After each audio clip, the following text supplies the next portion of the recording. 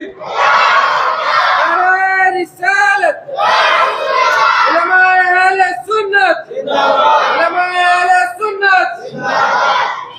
सामान बिला ताख़ीर जो है मैं वहीं खुशी को ज़हमत देता हूँ कि वो अपने ज़रीन ख़यालात से उलमा इकराम अवामुन नास जो है बहुत ही शौक़ और बड़े दिलचस्पी से जो है आपका ख़िताब सुनने के लिए तशरीफ़ लाए हैं। लिहाजा आप हज़रात को हज़रत मौलाना मुफ्ती रहमतुल्लाह साहब को ज़हमत देता हूँ कि अपने ख़िताब से हम सबको नवाजें। उससे पहले हज़रत मौलाना हाफ़िज़ क़ारी शेख दाऊद साहब क़िबला इमाम व ख़तीब मस्जिद आसार शरीफ वो ख़ुद खुसूसी जो है हज़रत की गुलपोशी फरमाना चाहते हैं। शाल पोशी और गुलपोशी।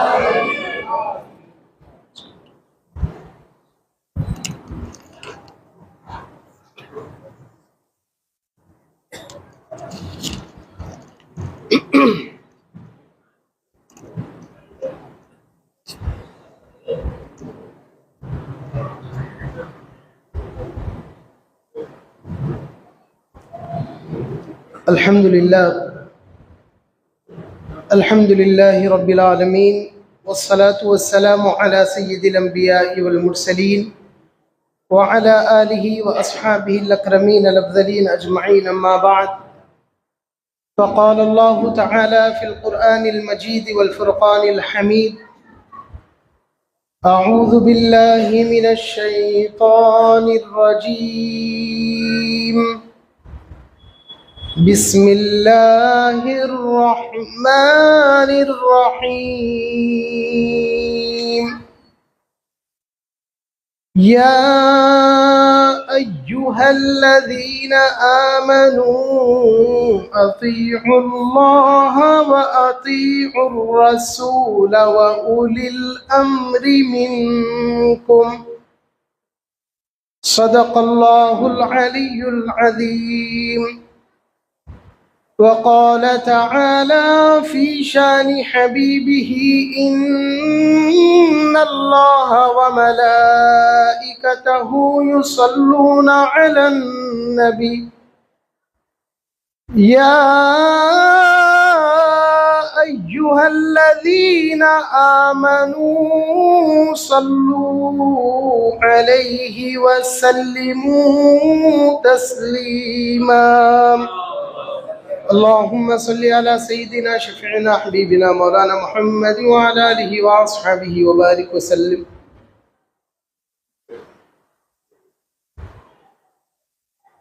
डेस्क पर तशरीफ़ फरमा मुफ्तियान किराम व उलमाए इज़ाम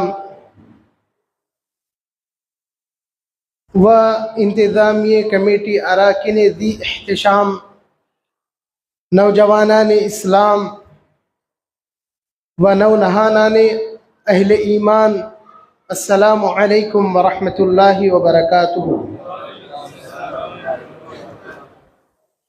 ख़ुसूसन हज़रत अल्लामा मौलाना मुफ्ती मोहम्मद सादिक़ हुसैन साहिब क़िबला इमाम व ख़तीब मस्जिद हादा व मौलाना मुफ्ती मोहम्मद हसन साहिब क़िबला व मौलाना मुफ्ती मोहम्मद नदीमुल्लाह साहिब क़िबला और तमाम उलमाए किराम मैं जिनके नाम नहीं जानता हूँ और तमाम बुज़ुर्गान दीन जो यहाँ पर तशरीफ़ फरमा है, मैं आपको तहे दिल से ये मुबारकबाद पेश करता हूँ कि आप लोग जो इस महफ़िल में जमा हुए हैं और जी इस मुकाम पर आप बैठे हुए हैं, ये आपका बैठना, आपका जमा होना ये आपके खुद का नहीं है बल्कि रसूल खुदा ने आपको यहाँ पर जमा फरमाया। इसके मुताल्लिक़ इंशाअल्लाह सैर हासिल गुफ्तगू हम करेंगे। तो सबसे पहले मैं आप लोगों से गुजारिश करूँगा के दौरान खिताब आप सुबहान अल्लाह कहें तो मेरी हिम्मत अफजाई होगी और मैं ये समझूंगा कि मेरी तकरीर आपको समझ में आ रही। अगर टाइम हो गया, अगर भूख लग रही तो जज़ाकल्लाह बोलो, तो मैं वाखिर दावाना अल्हम्दुलिल्लाह बोलो, क्योंकि एक खतीब और एक सामे के दरमियान कॉम्बिनेशन होना ज़रूरी है। तो उसके बाद अब इशारा अगर कर दिए तो मैं भी समझ जाता हूँ कि अब थक गए शायद बोलो। तो अजीज़ा ने मिल्लत इस्लामिया, तो देखिए महफिलें बहुत होती। आप देखिए जलसे मिलाद का जलसा होता, गौसुल वरा का जलसा होता, हर एक जलसे की अज़मत, फजीलत, बरकत अपनी जगह है।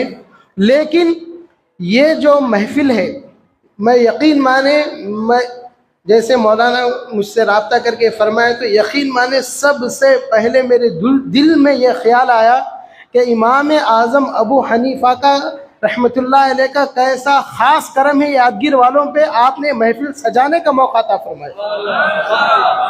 बहुत जगह होते जलसे, हर जगह हर लोगों को नसीब में नहीं आता, लेकिन मैं मुबारकबाद पेश करता हूँ आप लोगों को। आपके दरमियान ऐसे मुजतहिद उलमाए किराम हैं, ऐसे मेहनती उलमाए किराम आपके दरमियान हैं। और हज़रत मैं ये यहाँ पर मैं ख़ास तज़किरा करूँगा आपके मुर्शिद कामिल का, जो आपके मुर्शिदीन किराम हैं आप लोगों के, उनकी ख़ास रहनुमाई है, जिसकी वजह से आप लोगों के दिलों में जहाँ अंबिया की मोहब्बत है वहाँ अइम्मा की मोहब्बत भी मौजूद है। नबी से हर कोई मोहब्बत करता क्योंकि वो नबी है, उनके पास नबुव्वत है, उनके पास रिसालत है। लेकिन इमाम से हर कोई मोहब्बत नहीं करता, बल्कि जिससे रसूलुल्लाह मोहब्बत करते वही इमाम से मोहब्बत करता है। क्योंकि आप देख रहे हैं आपके पास मिसालें सामने हैं। बच्चा उसकी जो मूछ है, उसकी मूछ अगर बड़ी भी नहीं होती, उससे पहले बोलना शुरू कर रहा, कौन इमाम, कौन इमाम, किधर के इमाम। अरे मैं आप इस मकाम पे मैं ये बात बयान करते चलते हैं हम उन उलमाए किराम के दरबार में, जिन लोगों ने कैसा सबक दिया, कैसा दर्स दिया।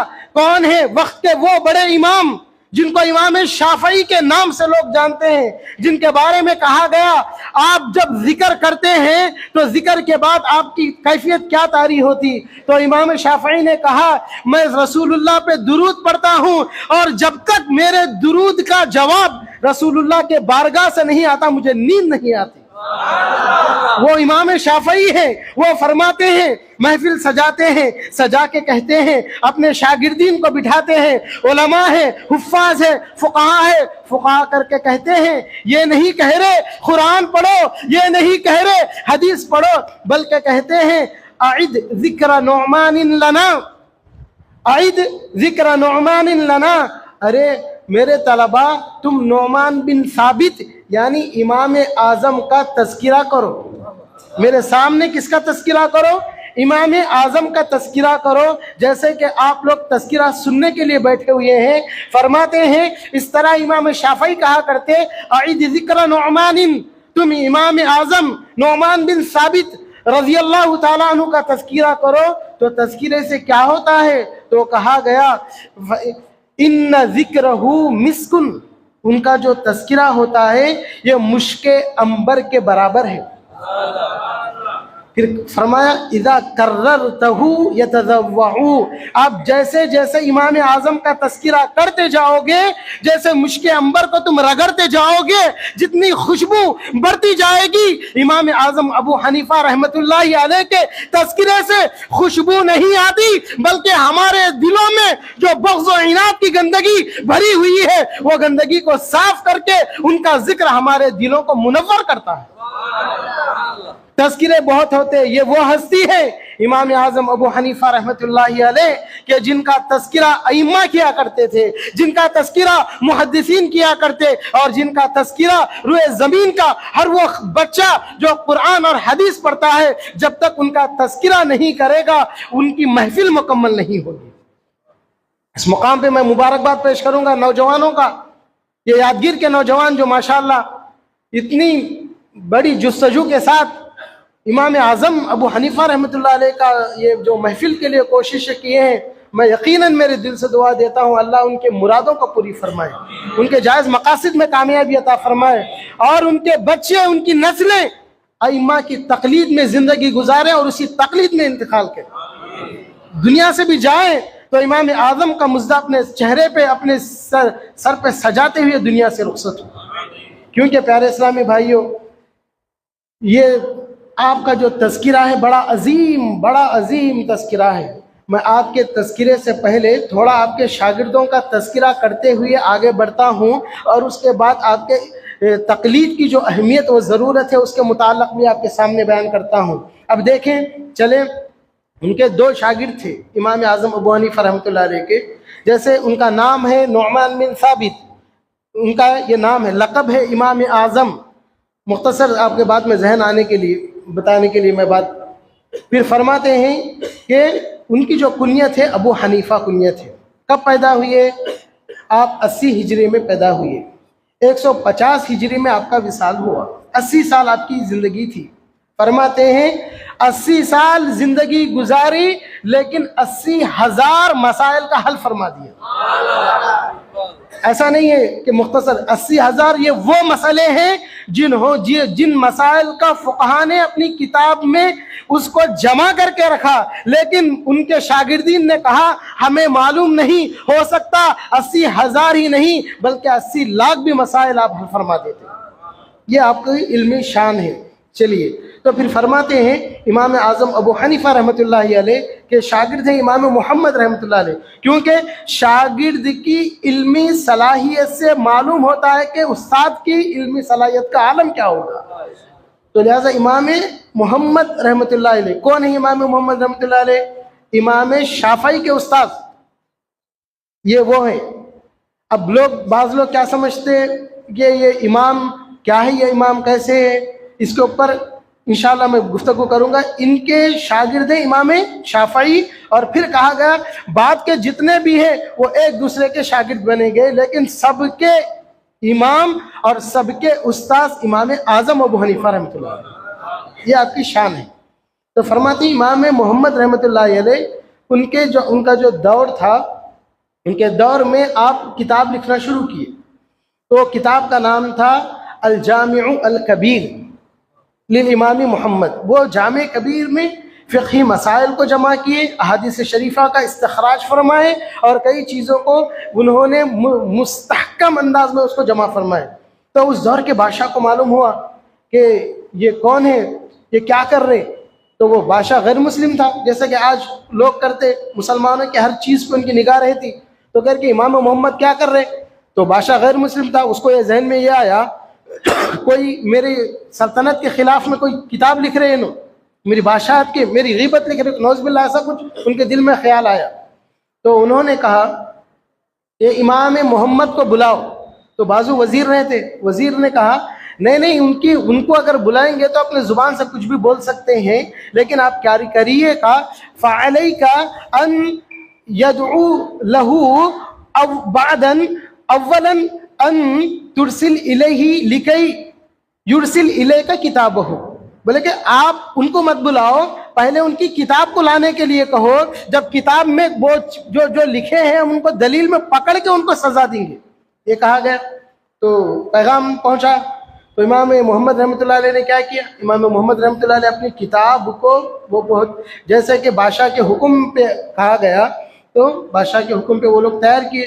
तो उन्होंने कहा कि ऊँटों का इंतज़ाम करो, ऊँटों का इंतज़ाम करो। बादशाह बोला अच्छी बात है, क्यों? तो बोले कि इसके किताब के औराक जो है बड़े ज़ख़ीम है, ये ऊँट के ऊपर रख के उसको लाना है। तो अच्छी बात है। बादशाह बोले जितने ऊँट होना है दे दो। तो एक दिन मुकर्रर करके ये कह दिया गया कि उस दिन उनकी किताब पूरे दरबार में पेश करना, इमाम मोहम्मद की किताब। तो बोले अच्छी बात है। तो जैसे ही एक दिन हुआ, उनके लोग गए, किताब को ऊँटों पे लाद के लाने गए। महफिल, बादशाह बैठा हुआ था, बड़ा मैदान था। तो एक ऊँट आया, तो ऊँट के उसके पुष्ट पे, उसके कोहान पे जो कजावे होते, कजावे के ऊपर किताब ला दी गई। बादशाह समझा कि ये एक ऊँट है। तो बोले कि और ऊँट आ रहे। तो फिर दूसरी ऊँट आई। तो बादशाह बोले 2 ऊँट। बोले फिर तीसरी ऊँट आई। इस तरह जुमला 70 ऊँट आए। 70 ऊंट पे उनकी किताब के औराक रख कर आए। बादशाह ऐसा बैठा हुआ था, उठ के खड़ा हो गया। खड़ा होके कहने लगा ये क्या है? तो कहने लगे ये इमाम मोहम्मद की जो किताब लिखी हुई है ये वो किताब है। तो वो बादशाह उस ऊंटों को, अदब को, वो किताबों के औराक को देखा। देखकर बेसाख्ता कहने लगा अरे छोटे मोहम्मद के इल्म का ये आलम है, बड़े मोहम्मद के इल्म का आलम क्या होगा? उसी वक्त कहते हुए अपने कम्बल को उतार दिया और कलिमा पढ़ते हुए मुसलमान बन गया।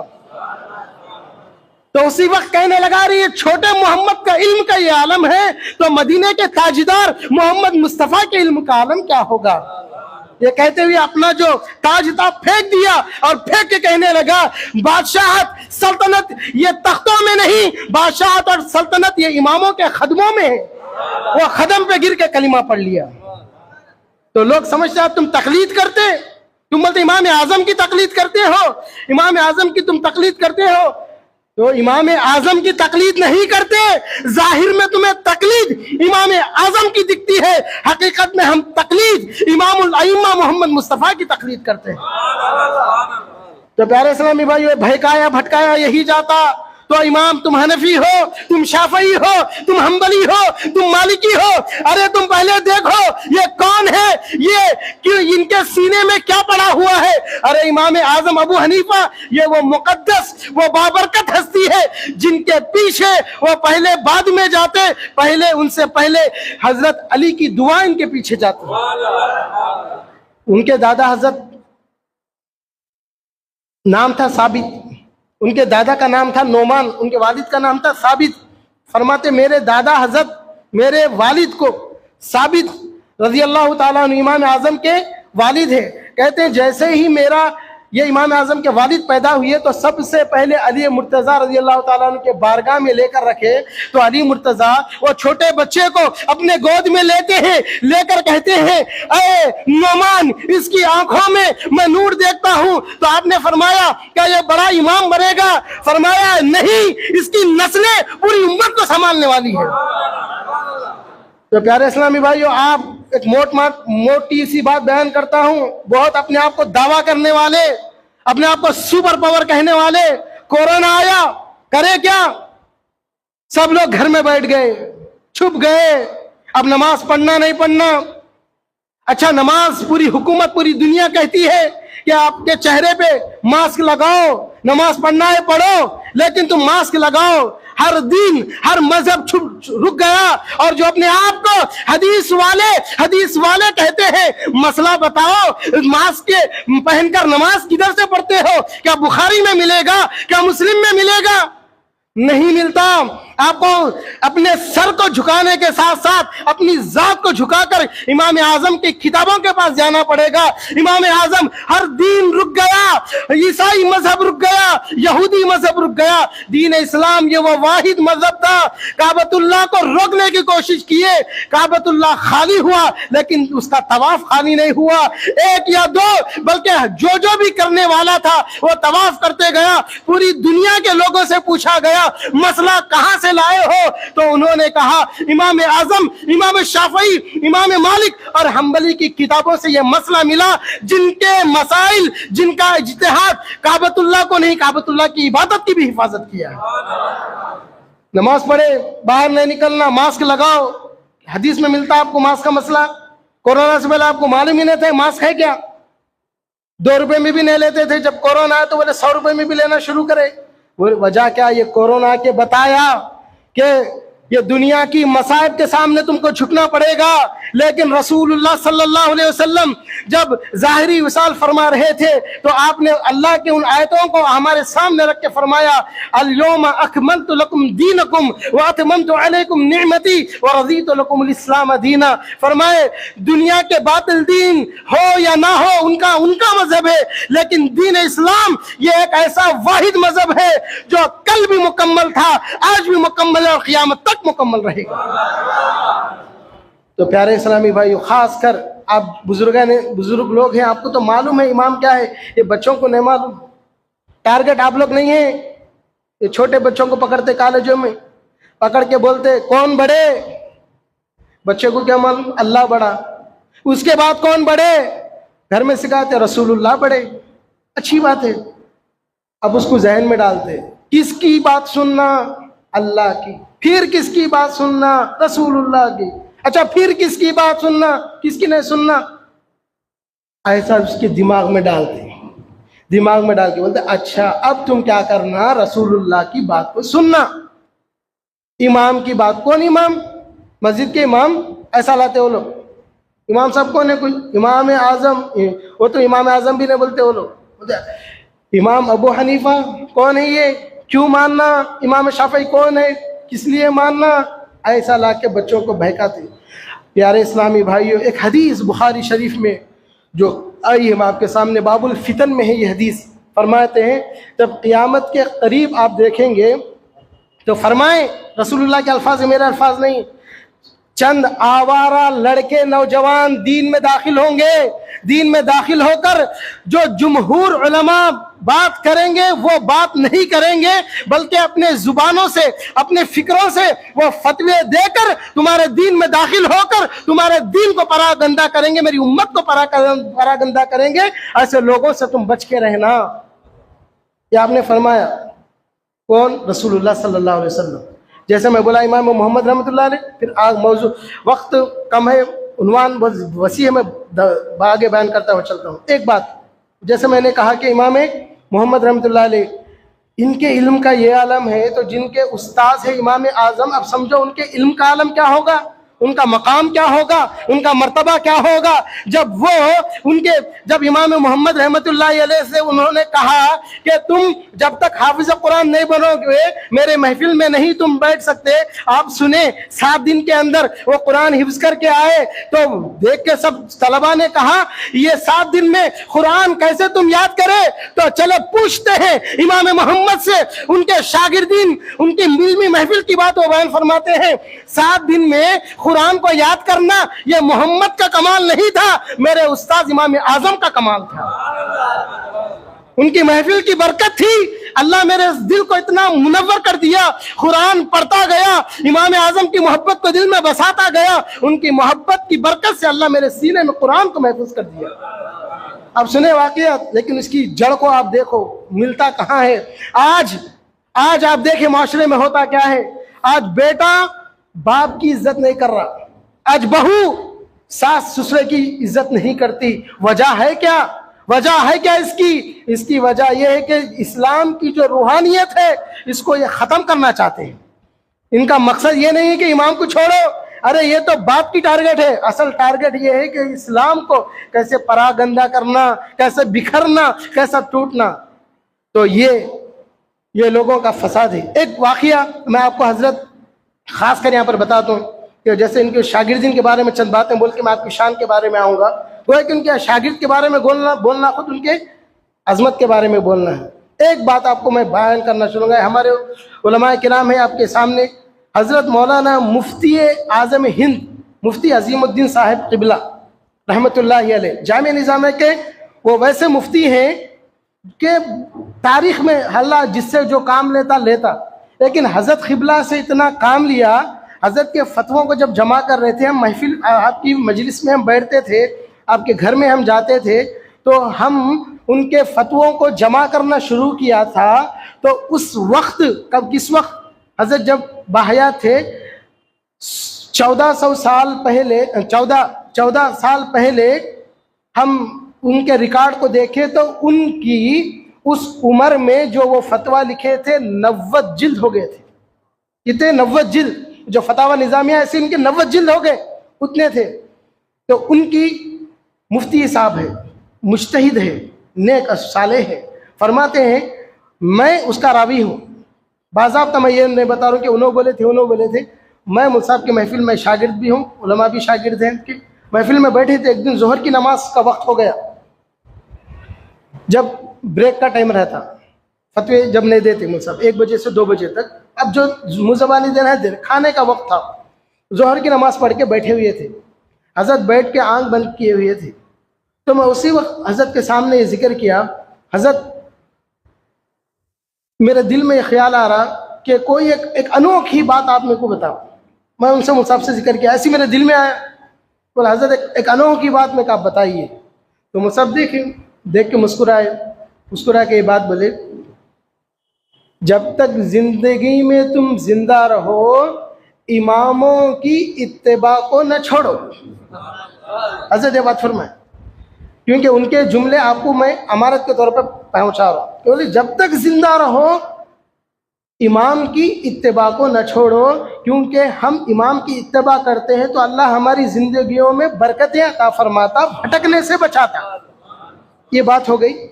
इसके बाद हजरत देखिए फरमाते हैं, तो मैं बोला हजरत आपकी बरकत बोलो। तो मुस्कुरा के बोले मियाँ 70 साल से फतवे लिख रहा हूँ, ये बरकत नहीं तो और क्या है बोल के।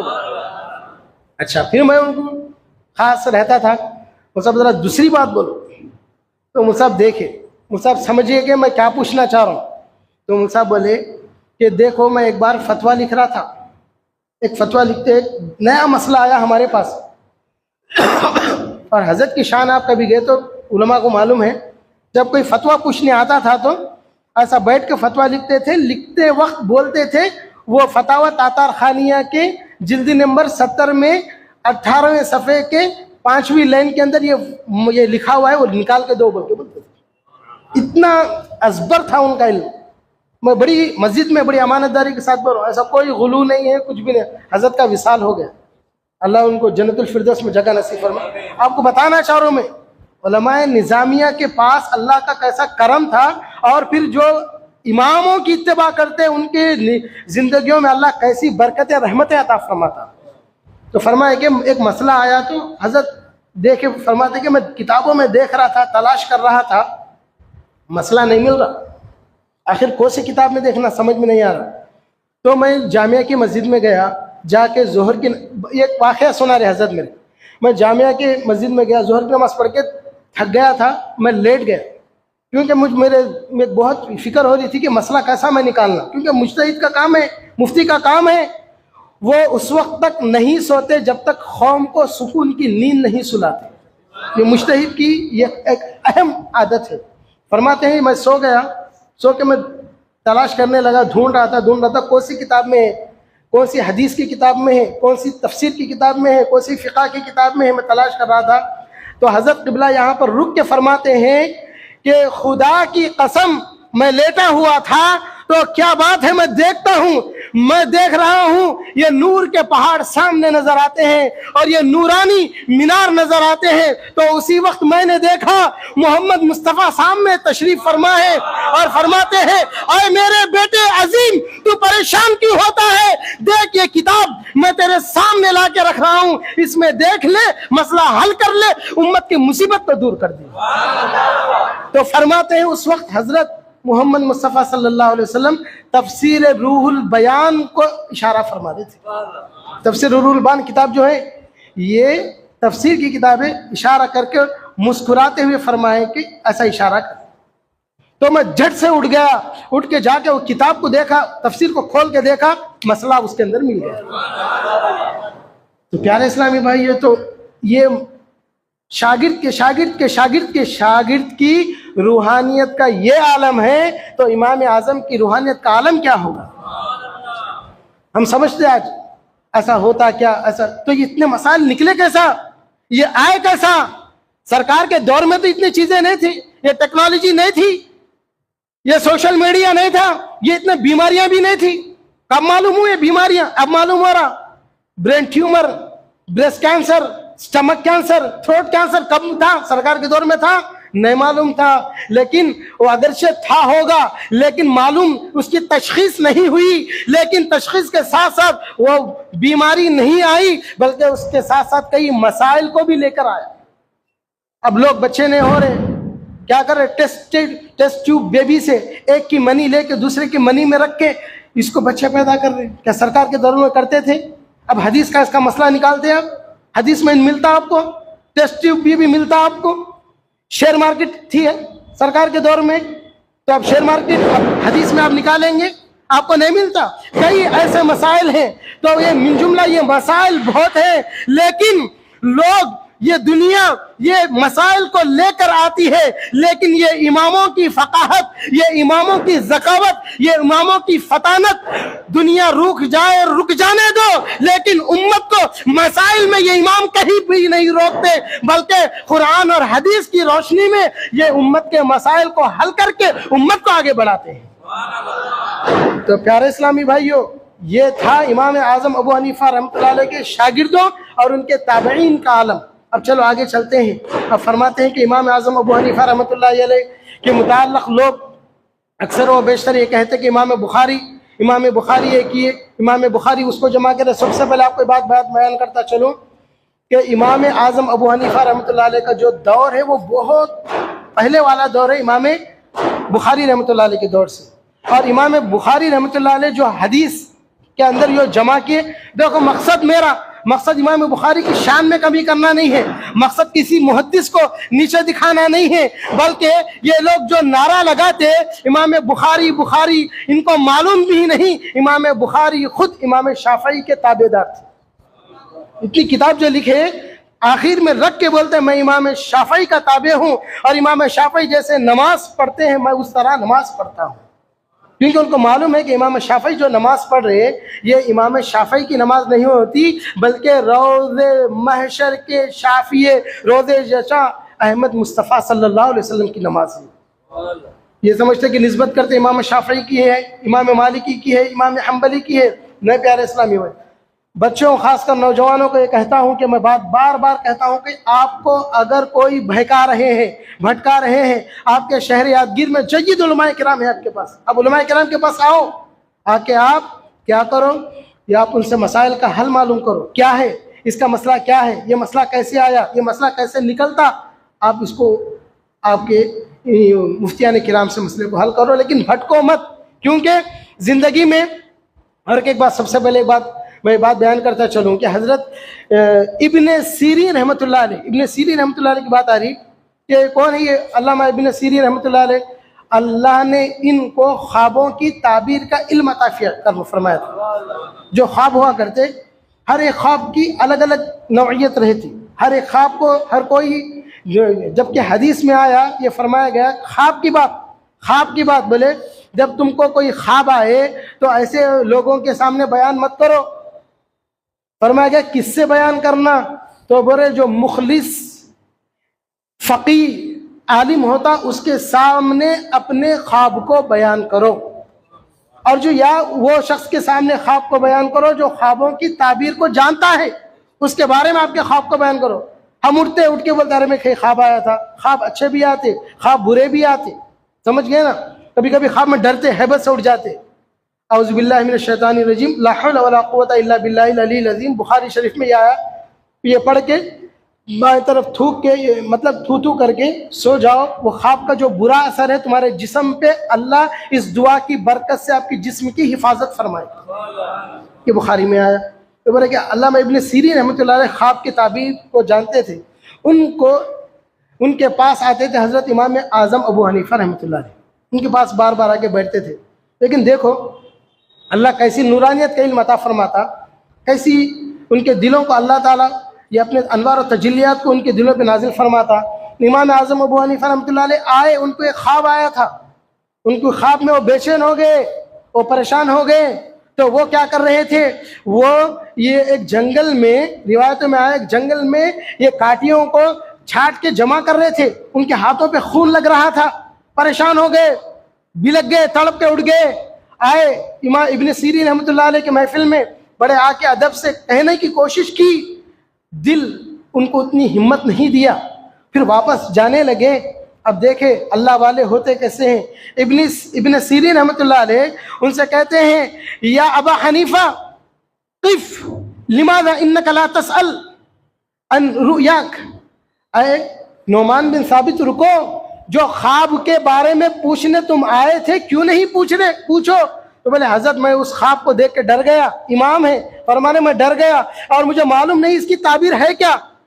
तो फरमाए कि आपका ख्वाब क्या है बोलो। तो आपने बताया कि फला जंगल में मैं कांटियों को जमा कर रहा हूँ, उसको छाट के उसका गट्टा बना रहा हूँ।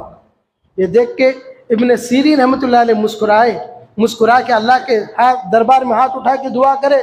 दुआ कहने लगे, ऐ अबू हनीफा, जो तुमने ख्वाब देखा था ये कोई बुरा ख्वाब नहीं, किसी को नुकसान पहुंचाने वाला नहीं, किसी को तकलीफ देने वाला नहीं, किसी की इज्जत को गिराने वाला नहीं। ऐ इमाम, ऐ अबू हनीफा, ये जो ख्वाब है, इस ख्वाब की ताबीर ये है कि तुम रसूलुल्लाह के उम्मत के जो मसाइल हैं जब बिखर जाएंगे, उन मसाइल को कुरान और हदीस की रोशनी में जमा करके इकट्ठा करोगे और उम्मत के इस मसाइल को हल करोगे और दीन की हिफाजत करोगे।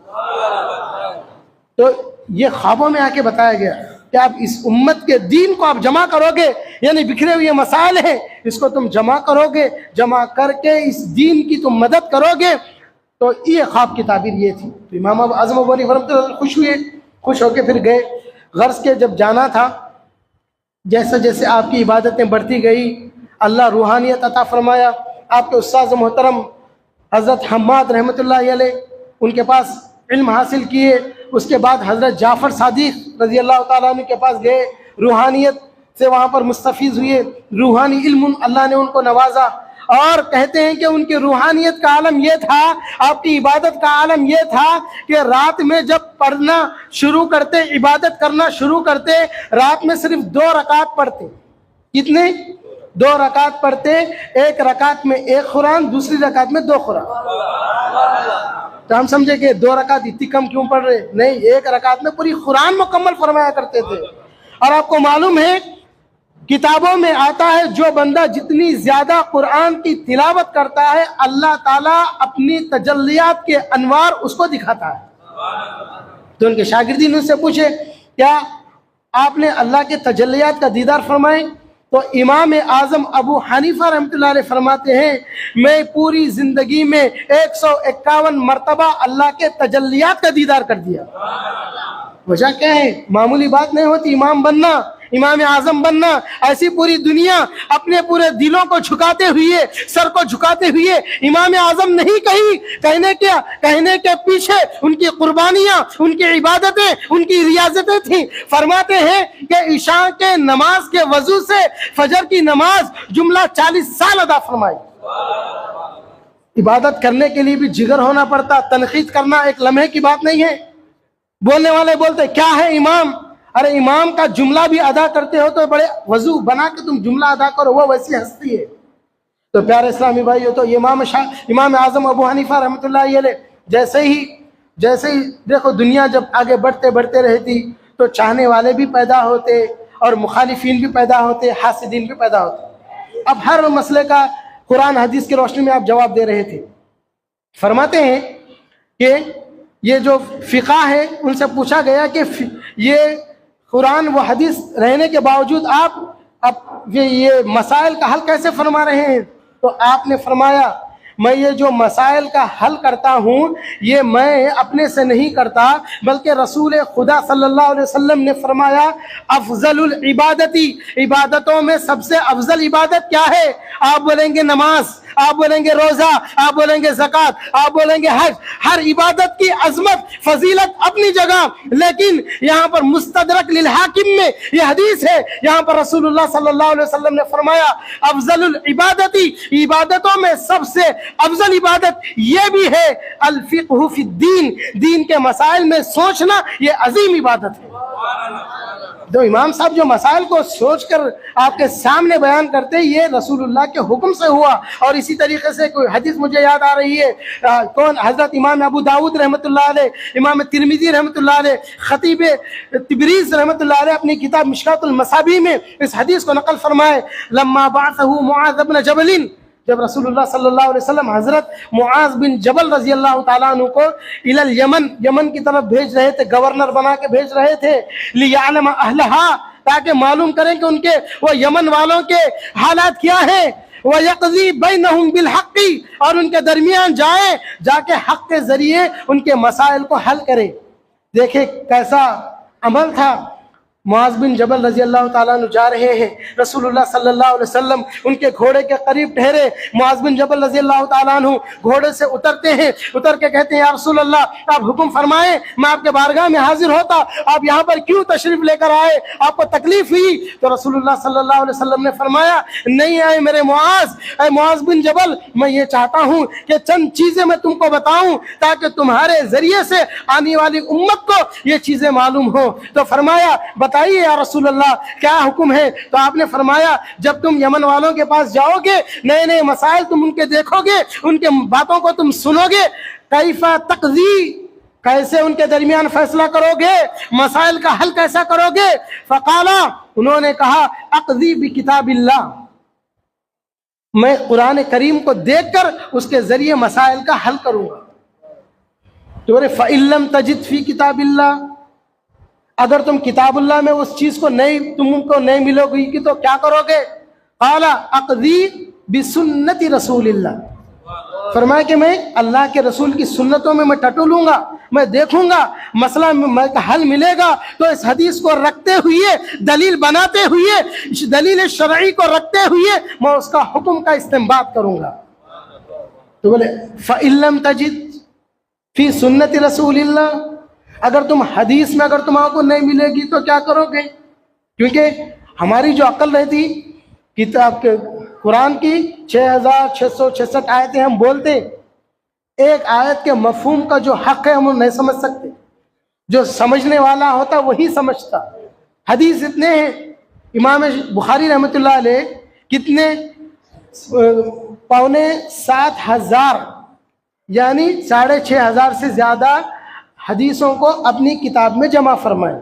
लेकिन उनको पूछा गया कितने हदीस याद है, तो बोले 6 लाख हदीस याद है। कितने? 6 लाख हदीस याद है। फिर लिखे कितने? 6,25,000। तो जब उनसे पूछा गया तो बोले जिनकी सनदें जो थी, उनके सनदों में इनका रब्त था, वो 6,25,000 अहादीस थे, मैं उसको जमा किया। लेकिन उसके जो अहादीस है, आप बोलो 6 लाख याद करें, अगर गलत अगर अहादीस होते, मौजू अगर अहादीस होते, उसको क्यों याद करते? तो बोले हदीस तो है, सनद मुस्तहकम नहीं मिली इसलिए याद नहीं किया, लेकिन हदीस का इनकार नहीं किए, बल्कि कहा इन अहादीस के रोशनी में उलमा अइम्मा इसको रोशनी बना के उम्मत के मसाइल का हल करेंगे। तो चलो फिर बोले कि अगर तुम नहीं मिलेगी तो क्या करोगे? अब नहीं रुक गए, जैसे हमारे लोग आके रुक जाते, कुरान में है क्या देखो, नहीं मिला छोड़ो, हदीस में है क्या देखो, नहीं मिला छोड़ो। अब एक बात, एक वाकया में जहन में आ रहा, एक बोल के हदीस को आगे बढ़ाता हूँ। दूल्हा शोहर पलंग पे लेटा हुआ है, पैर पर पैर डाल के लेटा हुआ है। मसला फतवा आया, मैं आपको बता रहा हूँ, ये कहानी नहीं होती। एक पैर पे दूसरी पैर पे डाल के सो गया। बीवी बेचारी थक के वो करके काम करके पैर हिलाते वो रहा, खिड़की बंद करो, और बेचारी थक के अब उस काम में थी, नहीं सुनी, गुस्से से फिर बोला खिड़की बंद करो। बोले किसको बोल रहे इतना जोर से? तेरे को मैं बोल रहा हूँ खिड़की बंद करो। अब उनकी थी बेचारी गुस्से थक के नहीं बंद करती। अब उसका गुस्सा, नहीं बंद करती। अब कैसा रहते हैं हमारे लोग, नहीं बंद करती, एक तलाक देता हूँ, खिड़की खुली रख के बाहर जाता हूँ, दे जा बोल के बोल। गुस्से में खिड़की खुली है, इन घर से चली भी गई, परेशान हुआ क्या? तो बोले अब इमाम साहब के पास है, अब ये क्या है, मैं गुस्से में बोल दिया था, तू घर से बाहर गई खिड़की नहीं बंद करके, तलाक हो जा, तलाक है तुझको। अब उन खिड़की भी नहीं बंद करी, घर से बाहर निकल गए। हैदराबाद का वाकया है। मुफ्ती साहब के पास है, अब तलाक होती नहीं होती, कितने बोले साहब, टांग पे टांग हाथ डाल के 3 बोले गए, बोले 3 तलाक। मुफ्ती साहब बोले 3 पूरे हो गए। अभी परेशान वो सब ऐसा जैसा। अब ये दूसरे लोगों को पूछेंगे हदीस हदीस बोलने वाले, अब इसका मसला कहाँ से लाते? बोलो हदीस में मिलता तुम्हारे ऐसा पैर पर पैर डाल के तलाक दिए तो तलाक है क्या बोल के मसला मिलता हदीस में? अगर इनके पीछे जाएंगे तो ये तलाक वालों को भी मिला के घर में रखते। हदीस है क़ियामत के करीब मियाँ बीवी जिना करेंगे, दिल पे हाथ रख के ये बात आपको मैं बोल रहा हूँ कि लोग क़यामत करीब आएंगे, गुस्से में बोलते जाएंगे, गुस्से में बोलते जाएंगे, तेरे को तलाक, तेरे को छोड़ दिया, तेरा मुझसे कोई ताल्लुक नहीं, तलाक देते जा रहे हैं और सुबह उठे फिर मिलते जिंदगी गुजार रहे। ये एक शख्स, एक मसला आया, वो शख्स, एक बीवी कह रही, हजरत मेरे शोहर 7 साल पहले 3 तलाक मुझको बोल दिए, सुबह में उठ के माफी मांगे और मैं वो कह रहे कि तलाक नहीं हुई, तो फिर हुआ क्या? तो बोले 7 साल में 2 बच्चे पैदा हुए, हुक्म क्या है? हम बोले ये बच्चे जिना से पैदा हुए, सो बच्चे जिना से पैदा हुए। रसूलुल्लाह की जो हदीस है, आपने फरमाया क़यामत के करीब मियाँ बीवी जिना करेंगे। मियाँ बीवी कैसे जिना कर सकते? वो तो एक पाकीज़ा रिश्ते में वो लोग मिले हुए हैं। रसूलुल्लाह ने फरमाया ये जिना करेंगे। तो कहा गया वजह ये है कि ये लोग, ये उम्मत के जो नौजवान अपने नामवर मुफ्ती, जिसको अपने आप को मुफ्ती लगाते हुए कहते, बस उनको फतवा देते जाएंगे। गुस्से में बोले तलाक नहीं हुई, अब लड़ते हुए बोले तलाक नहीं हुई, शराब के नशे में बोले तलाक नहीं हुई, ये तलाक नहीं हुई नहीं हुई कहते जाएंगे, उनको मिला के रखेंगे, जिना करते जाएंगे और जब इन मर के उठ के देखेंगे तो इनका नाम जानियों में शुमार होगा। मैं ये नहीं कह रहा हूं कि, मैं ये कहने का मतलब ये नहीं है कि आप तलाक दो, कहने का मतलब यह है कि आप मिल के पूरी जिंदगी गुजारो। अल्लाह ने फरमाया मियाँ बीवी इतनी मजबूत रिश्ते में रहो, जितने मजबूत रिश्तों में रहोगे तुम्हारा रिश्ता दुनिया में भी रहेगा, कल जन्नत में भी रहेगा। ये रिश्ता है। आज नीचे निगाहों से देखते कितने मसाइल है आज हमारे कौम में। इस मंच पे मैं थोड़ी इधर बात को इसलिए मैं ले जाना चाह रहा हूँ कि बताना चाह रहा हूँ कि आज हमारे माशरे में हो रहा क्या। बहू आई घर में, खाना बनाओ, मेरे ऊपर फर्ज नहीं है, वो जमात की है बच्ची, हदीस में नहीं आया, हदीस में नहीं आया, सास को नहीं बनाती, हदीस में नहीं आया, ससुर नहीं बनाती, बनाते किसको? फिर किसको बनाने आए तुम?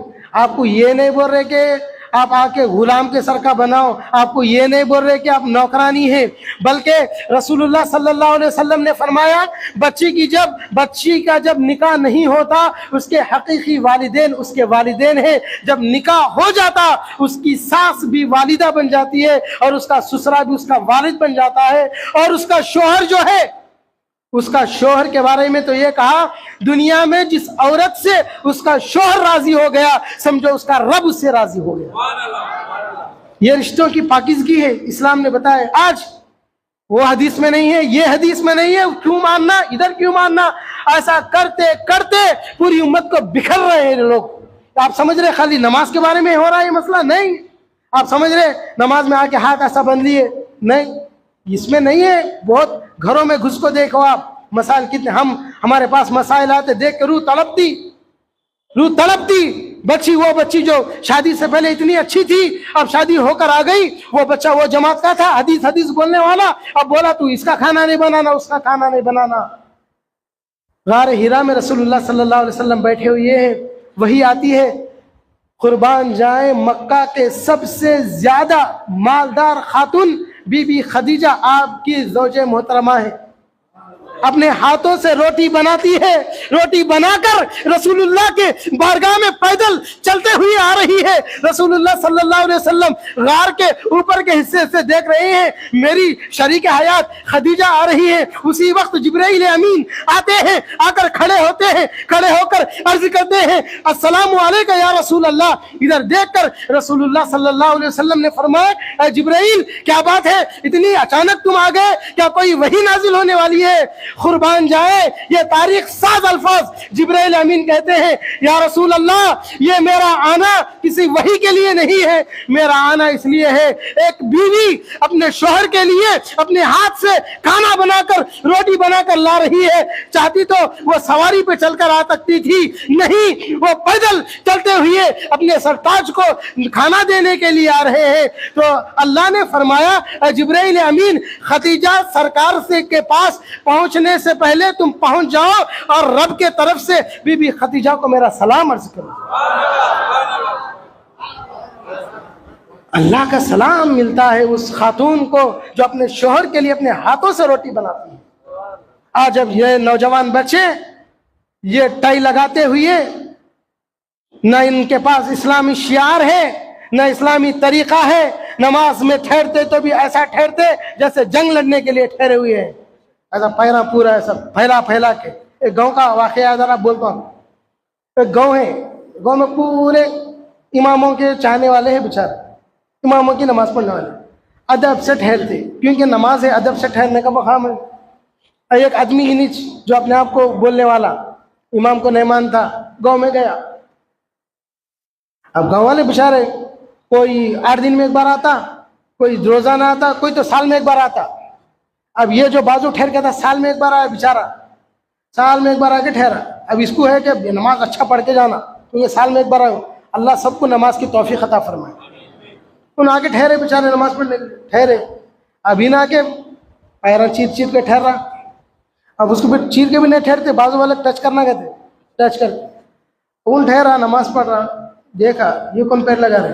अब गाँव वाले जरा पैर लगा तो पैरा पढ़ते हैं। अब नमाज है, कैसा पैरा पढ़ना, जरा हटा। दिल में ख्याल आ रहा, अरे साल में एक बार आया, उन सकारा के मेरे बल्कि दिल में आ रहा उसको। फिर बाजू हटा। अब उन भी कैसा है, उन भी वैसी है ना, बताता हूँ मैं। फिर बाजू हटा। इन बेचारा गाँव में साल में एक बार, इसको सब्र नहीं हो रहा, ठहरा ठहरा ठहरा। दूसरी बार, अब दिल में ख्याल, तीसरी बार इन लगाना, अब छोड़ता नहीं। तीसरी बार उन खामोश वहां ठहरे सोना, यहाँ तक आया, आके पैर पे पैर रखा, रख के मार दिया। क्या रे मेरे के पैर मार रहा तू, बोल रहे सुन्नत है, सुन्नत पैर पे पैर मारना सुन्नत है। अरे हम वो गांव वाला बोला कि इसकी जैसे ही मारा, मारती जाके इसको गिरा, उसको गिरा, पूरे लाइन गिर गई।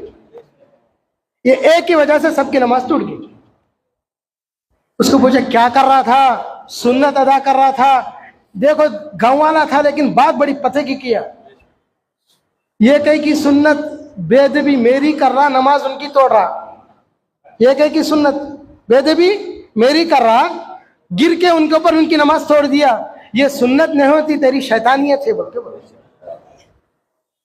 जो बुजुर्गान दीन इस्लाम सिखाए उसमें अदब है, उसमें सलीका है।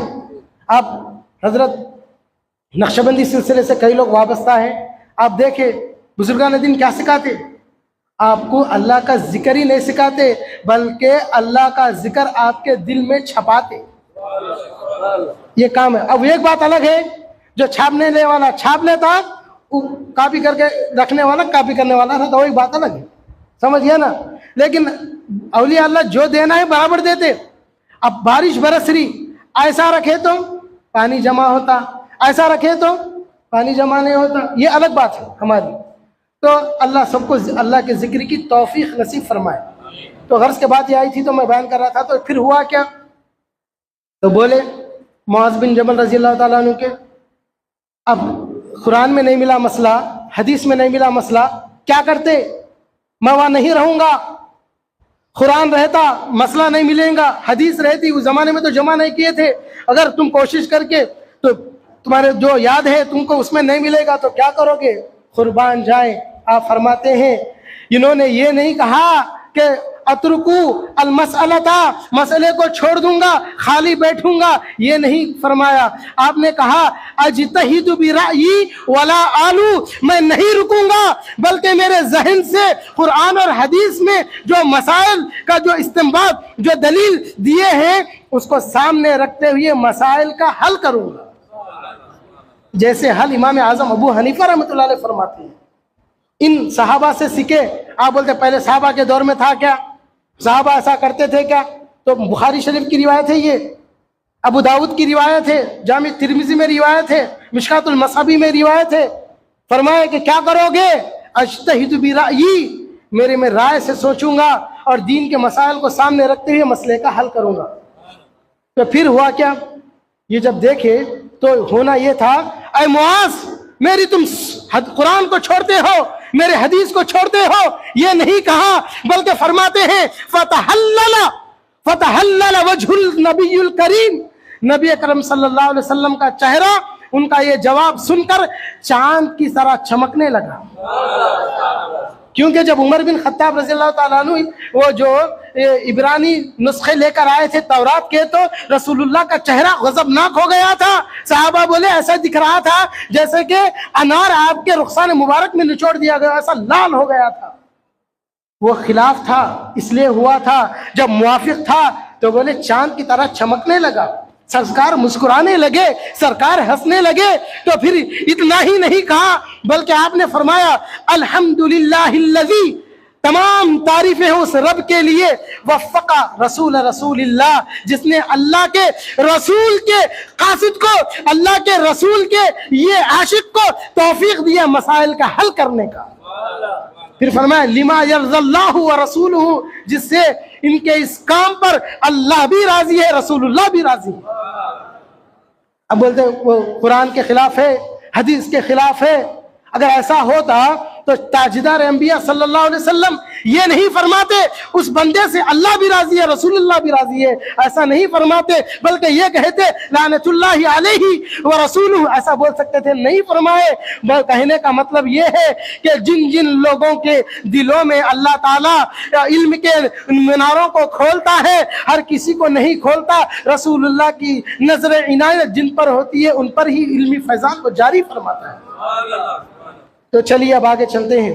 फरमाते हैं जब हासिदीन बढ़ गए, इमाम आजम अबू हनीफा रहमतुल्लाह अलैह के हासिदीन बढ़ गए, बोले कि इन्हों अब जैसे है नहीं, वैसे जब भी थे, आप समझ रहे हैं क्या? ये देखो ना, इनके मस्जिदों में नूर रहता, मस्जिद में आप खुद जाके देखो ना, मस्जिदों में नूर है ना इनके नमाजों में नूर है। कई कुमल साहब नमाज पढ़ते ही भाग रहा, नमाज पढ़ते ही भागता, ऐसा दिखता पेशाब करके नहीं आया शायद इन बेचारा बोल के, अब तक ही जाके पेशाब करने का रहता ना। बाज लोग शुगर पेशेंट रहते देखो भागते हैं। हदीस में आया अद्दुआउ मुख्खुल इबादा, दुआ इबादत का मग़ज़ है, इबादत अलग है, दुआ मग़ज़ है। इबादत का जो नतीजा अंजाम अगर पाना है, जब तक दुआ नहीं करते उसका अंजाम ही नहीं मिलता। दुआ मुख्खुल इबादा। और तिरमिज़ी में रिवायत भी है, फरमन सरफन नबी सल्लल्लाहु अलैहि वसल्लम बितस्लीमी, सरकार जब सलाम अर्ज करते यानी नमाज में अस्सलामु अलैकुम व रहमतुल्लाह, अस्सलामु अलैकुम व रहमतुल्लाह ये फरमाते, उसके बाद हाथ उठा के कहते अल्लाहुम्मा अंतस सलाम व मिनकस सलाम तबारकता या ज़ल जलाली वल इकराम। ये दुआ आप सल्लल्लाहु अलैहि वसल्लम करते। अब इनको पूछो, दुआ होते ही इमाम साहब तस्बीह करता, सब बैठ के देखता है इमाम साहब और ऐसा दिखता है जैसे उठ के मारता क्या इमाम को बोले, और नमाज पढ़ते ऐसा भाग जा रहा, निकल के मस्जिद से भाग रहा। अरे भाई ये दुआ है क्या? एक बात यहाँ पर ठहर के मैं आपको बयान फरमाता हूँ। फ़लस्तीन में हमारे ईमान के मुसलमानों को तड़पा रहे, बच्चियों को मार रहे। एक माँ कहती है कि 8 दिन से भूखी हूं, छोटा बच्चा है, घास को पानी में रख के उसके मुंह में रखती हूं, छोटा बच्चा 6 महीने का चूस रहा घास। जब वो घास सूख गई तो मेरे जिगर के, मेरे सीने से उसको लगाती हूं। मेरे भूख से आंख से आंसू नहीं निकल रहे, ये सीने से दूध कैसे निकल सकता? दूध नहीं पी रहा, बच्चा तड़प रहा। मां कहती है मैं 1 दिन देखी, 2 दिन देखी, नालियों के पानी को लाकर मेरे बच्चे को पिलाई। अल्लाह अकबर, ये क़यामत से बढ़ के नहीं, कम नहीं है मेरे प्यारे इस्लामी भाई। और छोटे बच्चे आप देखे वीडियो में घास को कतर कतर के खा रहे। हम किताबों में पढ़े थे शिब अबू तालिब में रसूलुल्लाह और आपके खानवादे को हिसार करके बैकआउट करके रखे थे, तो वो लोग घास खाते थे। जब तहारत से फारिग होते थे तो उनके बैतुल खला में मेंगियां निकलते थे, मेंगनियां जो बकरियां करते वो निकलते थे। तो मेरे वो क़यामत खेज मंजर हम मक्के के उस सरजमीन पर ही नहीं, फ़लस्तीन के सरजमीन पे भी हमने देखा है। लोगों ने, डॉक्टरों ने कहा ये 8 दिन ऐसे घास खाओगे तो तुम मर जाओगे। तो उन्होंने कहा हम करना क्या, ये जुल्म हम पे ढाया जा रहा। कई वाक़यात है, मैं नहीं बयान कर सकता आपके सामने, दिल जिगर मेरा उतना नहीं है कि बयान कर सकूं। अब बोलो क्या पहुंचा रहे आप वहां पर? क्या करेंगे आप? हवा में उड़ के जाओगे, उनसे लड़ोगे? तुम्हारे पास ताकत नहीं तो करोगे क्या? अरे यही तो करोगे, हाथ उठाकर दुआ मांगोगे, दुआ मांग के करोगे अल्लाह फ़लस्तीन के हमारी माँ बहनों की इज्जत की हिफाजत फरमा, जान की हिफाजत फरमा, माल की हिफाजत फरमा। हमारे हिंदुस्तान से या दुनिया के कोई खित्ते से फ़लस्तीन को पहुंचती है एक मुसलमान की दुआ पहुंचती है। क्या तुम मिसाल पहुंचाओगे? तुम्हारे अगर बातों पे चलोगे तुम दीन को भी बर्बाद करोगे, मुसलमानों को भी बर्बाद कर दोगे। रसूलुल्लाह फरमाए दुआ मुखल इबादत, दुआ इबादत का मग़ज़ है। तुम मस्जिदों में नमाज पढ़ते और नमाज पढ़ के बाहर निकल के जाते, दुआ किससे मांग रहे? कोई तुम दुनिया वालों से मांग रहे, दुनिया कोई बादशाह से दुआ मांग रहे, कोई सल्तनत से दुआ मांग रहे? अरे बादशाहों के बादशाह अल्लाह से दुआ मांग रहे। अल्लाह से दुआ मांगने से रोकते, तुम बोलते हमारा दीन हक है।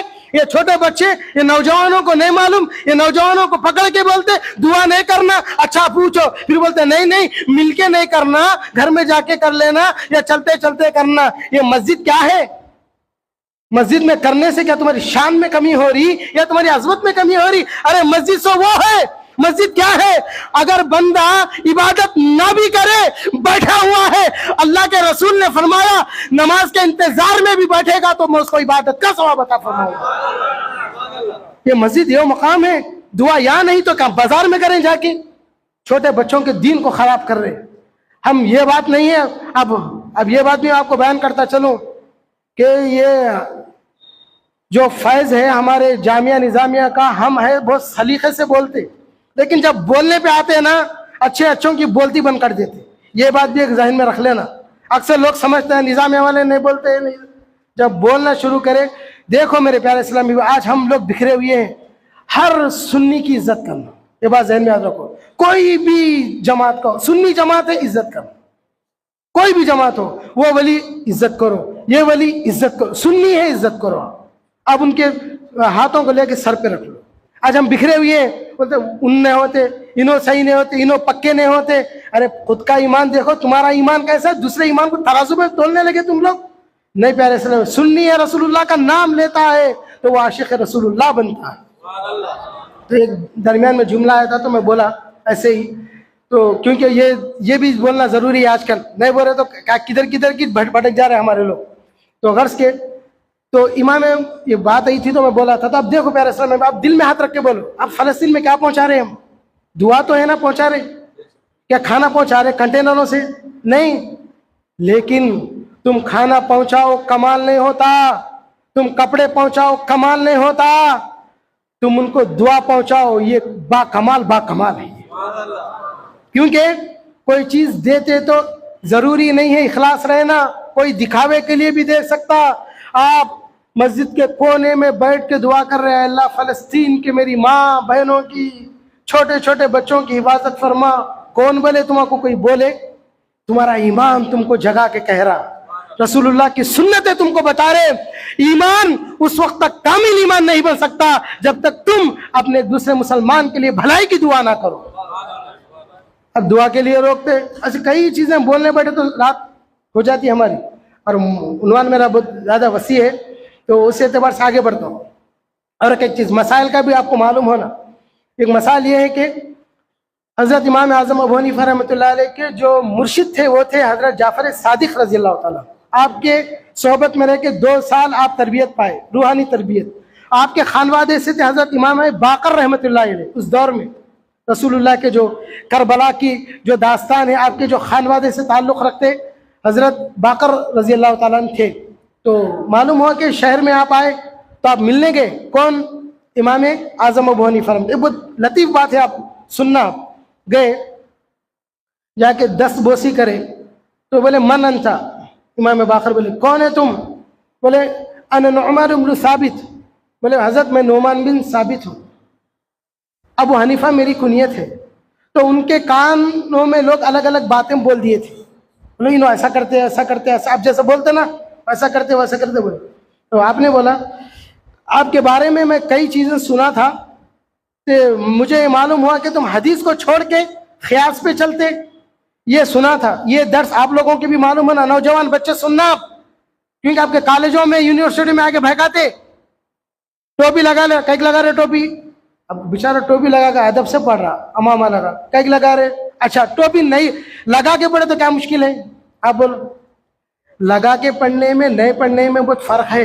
टोपी लगाता तो अदब रहता, टोपी निकालता तो बेदबी जाहिर होती। ये सबको मालूम, ये किताब से हदीस से बोलने की जरूरत नहीं है। गाँव से गाँव वाले को बोलो, उन टोपी नहीं तो दस्ती तो बन लेता बेचारा, अदब होना। क्योंकि उसको मालूम है नमाज रुकू सजदे से कबूल नहीं होती, अदब से कबूल होती। शैतान भी बहुत रुकू करता था, बहुत सजदे करा, तुम्हारे हमारे उसके सजदों के सामने हमारे कुछ भी नहीं, सजदे उतना करा था, वजह क्या, अदब नहीं था, इसलिए उसको बहका नीचे बढ़ा दिए। तो गर्ज के जब इनके पास आई तो बोले कि तुम हदीस को छोड़ के ख्यास पे अमल कर रहे, तो देखे कैसा अदब होता। इन्होंने बोले सबसे पहले रसूलुल्लाह पे दुरूद और सलाम अर्ज की, इमाम आज़म अबू हनीफा सलाम अर्ज करके फिर बोले मैं आशिक रसूलुल्लाह हूँ, आशिक अहले बैत रसूलुल्लाह भी हूँ। मैं रसूलुल्लाह का जैसा आशिक हूँ, सरकार के घर वालों का भी वैसे आशिक हूँ, क्योंकि आप सरकार के घर वाले। सामने झुक के बोले हजरत मैं 3 सवाल करता हूँ आपसे, 3 सवाल का जवाब आप देना। तो बोले बोलो। बोले मर्द ताकतवर है, औरत ताकतवर है? अब सवाल वाजे है। तो बोले मर्द ताकतवर है, औरत तो कमजोर है, ये है। तो बोला अच्छा। तो बोले तो फिर विरासत का हिस्सा अगर देना है तो मर्द को ज्यादा देना, औरत को ज्यादा देना? मर्द बाहर जाके कमा सकता, जो चाहे करके ला सकता, औरत जा सकती, हिस्सा किसको ज्यादा देना? तो बोले खियास जो बोलता औरत को हिस्सा ज्यादा देना, मर्द को हिस्सा कम देना, खियास है। तो बोले हजरत खियास ये चाह रहा, लेकिन किताबुल्लाह कुरान ये कहता वली ज़करी मिस्लु हज़्ज़िल उन्सयैन, समझे, औरत से दुगना हिस्सा मर्द को देना। तो खियास ये चाह रहा औरत को ज्यादा देना, कुरान ये बोल रहा मर्द को ज्यादा देना, तो लिहाजा मैं मेरे खियास को दीवार पे मारा और किताबुल्लाह पे अमल करते हुए मर्द को ज्यादा हिस्सा दिया। तो आप बोलो मैं किस पे अमल किया? बोले किताबुल्लाह पे अमल किया। अब फिर एक दूसरा सवाल, पेशाब ज्यादा नापाक है, मनी ज्यादा नापाक है? तो उन्हें बोले साइंस भी आप देखो, साइंस जो बच्चे रहते, साइंस के बच्चे, क्योंकि मैं भी फार्मासिस्ट हूँ, मैं भी एक साइंस का तालिब इल्म हूँ, हम पढ़े थे उस दौर में। तो बोले जितने जरासीम पेशाब में रहते मनी में नहीं रहते, एक बात याद रखो। इसलिए इमाम शाफी के पास मनी का जो हिस्सा है वो पाक है उनके पास, इमाम शाफी के पास, हमारे पास नहीं है, वो अलग मसला है। हर एक की नीयत अलग रहती, वो मसाइल अलग है। तो बोले जरासीम किस में ज्यादा है? तो बोले पेशाब में ज्यादा है, मनी में नहीं है। तो अच्छा, जिसमें ज्यादा जरासीम है उसमें हुक्म पानी नहाने का देना, और जिसमें जरासीम कम है वजू बनाने का हुक्म देना। अब साइंटिफिक के एतबार से देखा जाए, ये अकल के एतबार से देखा जाए तो ज्यादा जरासीम पेशाब में है, हुक्म गुस्ल करना, पेशाब करते ही गुस्ल करने का हुक्म देना, क्योंकि बैक्टीरिया निकल रहा, वायरस। मनी तो कभी कभी निकलती, तो जब तक वजू बना ले तो काफी है। लेकिन कुरान में आया अगर तुमको पेशाब जरूरत से अगर तुम फारिग हो तो तुम वजू बनाओ, वइन कुन तुम जुनुबन, और जब हालत जनाबत में हो, मनी अगर निकले, फत्ताहरू, गुस्ल करो।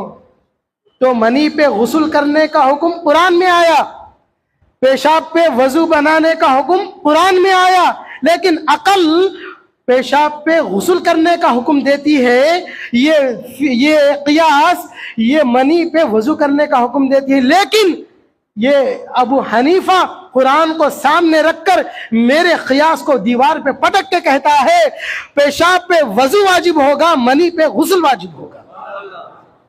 तो आप किस पे अमल करें, कुरान पे या कियास पे? कुरान पे अमल करें, आपको मालूम हो रहा। और एक तीसरा मसला, तो बोले वो क्या है तीसरा मसला, इसके बारे में बोलो। तो बोले नमाज फजीलत वाली है, रोज़ा फजीलत वाला है। तो बोले नमाज तो रोज़ाना आती, सबसे पहले सवाल नमाज का छोड़ने वाला है। तो देख के बोले नमाज फजीलत वाली है, रोज़े की फजीलत अपनी जगह, ज़्यादा फजीलत वाली कौन? तो बोले नमाज ज़्यादा फजीलत वाली है।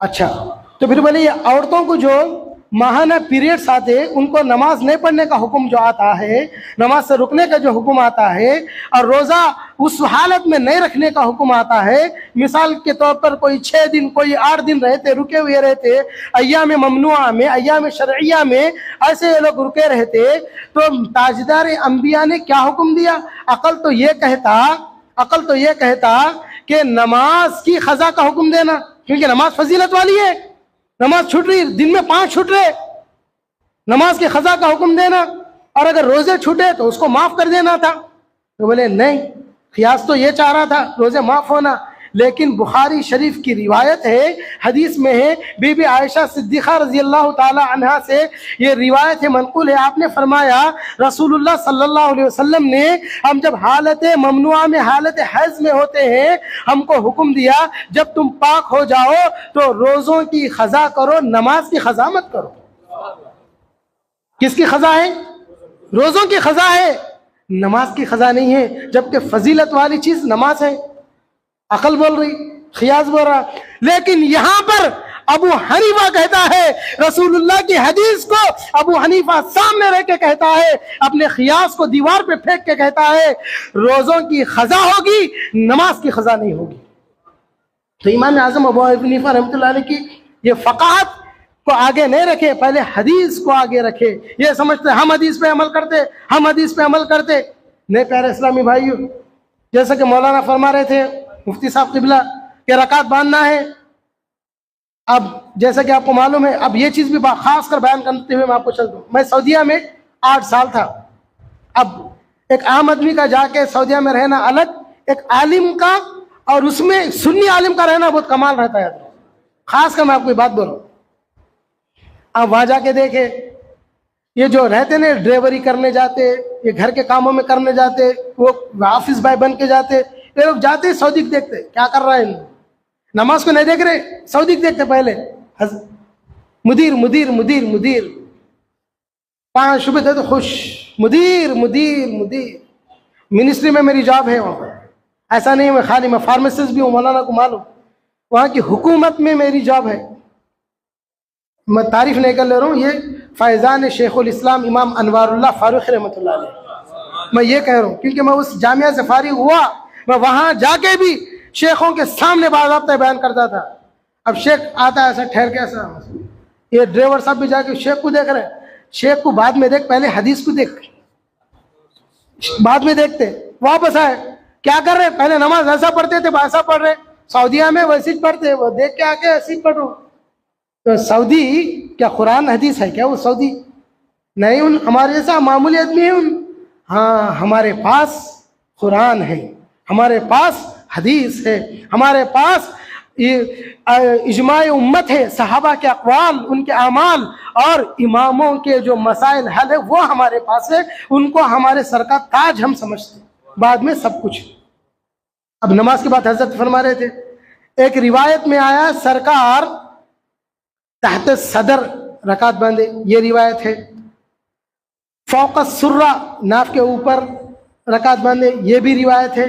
तहत सुर्रा, ये भी नाफ के नीचे, ये भी रिवायत है। और एक रिवायत तो ये है रकात ही नहीं बांधे, सुन्नत में है। अल्लाह अकबर, ये मसलक के मालिकी है। अब ये सऊदीया में कई लोग हैं, ये जाके नहीं देखते, ये लोग ये जाते ना जो वापस रिटर्न आते रहो, अल्लाह अकबर, मैं खुद देखा मेरे आंखों से, अल्लाह अकबर अल्हम्दुलिल्लाह रब्बिल आलमीन पढ़ रहे हो ना इमाम साहब। अब हम पढ़े लिखे थे, हम मालूम है इमाम मालिक का मजहब है बोल के। अब ऐसा आदमी रहा इनके जैसा, पकड़ के जबड़े से ऐसा रखा था, सीने के ऊपर रखना, ये औरतों को हुक्म आया। औरत की नमाज भी होना, इबादत भी होना, इफ़्फ़त भी होना। इबादत ही नहीं, अगर औरत रुकू कर रही, सजदा कर रही, मगर ओढ़नी की कर रही, उसकी नमाज उसके मुंह पे मार के फेंक देते, क्योंकि नमाज नमाज नहीं है। नमाज के साथ, इबादत के साथ उसकी इफ़्फ़त व इस्मत भी ज़रूरी है। इसलिए बोला गया चाहे अपने पूरे बदन को ढाक के नमाज पढ़ो, और जब हाथ भी बांधो अपने सीने के ऊपर हाथ रख के बांधो, ये औरत को हुक्म आया है। अच्छा, आप बोलो मुसाफिर हम नाफ के नीचे हाथ बांधते हैं ना, मुसाफिर ये किसका है? ना मेरी बात है ना आपकी बात है। रसूलुल्लाह सल्लल्लाहु अलैहि वसल्लम ने फरमाया, इसके रावी कौन है?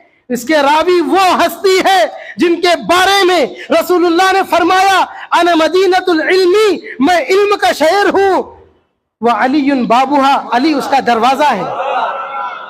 अरे ताजदार मदीना के ये आशिक, मौलाए कायनात अली मुर्तज़ा रज़ी अल्लाह ताला अन्हु रावी है, उनसे जाकर पूछने लगे, ये बताओ इतनी रिवायतें हैं, कोई कहता सीने के नीचे, कोई कहता नाफ के ऊपर, कोई कहता नाफ के नीचे, कोई कहता बगैर हाथ के, ये पूरे अहादीस है। तो हजरत मौला कायनात ने फरमाया, आपने फरमाया हर हदीस के रावी अपनी जगह है, उनका हुक्म अपनी जगह है, लेकिन मैंने रसूलुल्लाह से जो कलिमात सुने वो ये है, अन रसूलुल्लाह सल्लल्लाहु अलैहि वसल्लम क़ाल वज़उल यमीनी, सीधे हाथ को रखो, अला यदिल युसरा, बाएं हाथ पर, तहत सुर्रा, नाफ के नीचे, हाज़ा सुन्नत रसूलिल्लाह।